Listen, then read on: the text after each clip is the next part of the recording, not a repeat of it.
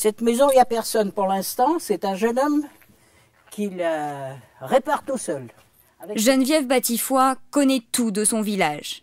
Quand elle se balade, elle observe, elle scrute les maisons voisines. Elle est attentive aux moindres détails, surtout en période de grandes vacances. Une porte ouverte, ou tout au moins est entrouverte. Une cochonnerie, on va dire, un volet mascagné ou n'importe quoi. Quelque chose qui n'est pas habituel.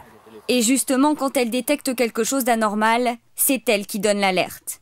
La gendarmerie la plus proche est à 40 km, alors son signalement peut permettre de gagner du temps. On dit aux gens, soyez un petit peu gendarmes dans la tête, mettez-vous à notre place et puis renseignez-nous en conséquence et nous ferons le reste. La participation citoyenne, ce village l'expérimente depuis 6 mois.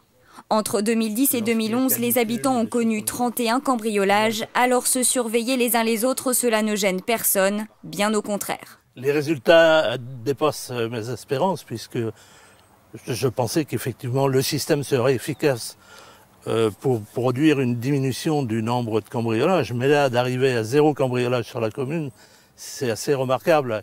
Sur Internet, le dispositif a même son site, un guide du parfait voisin vigilant, où l'on échange conseils et bonnes pratiques entre membres.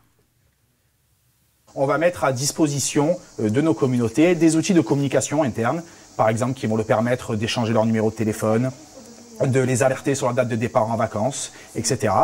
Et chaque voisin va veiller sur les autres.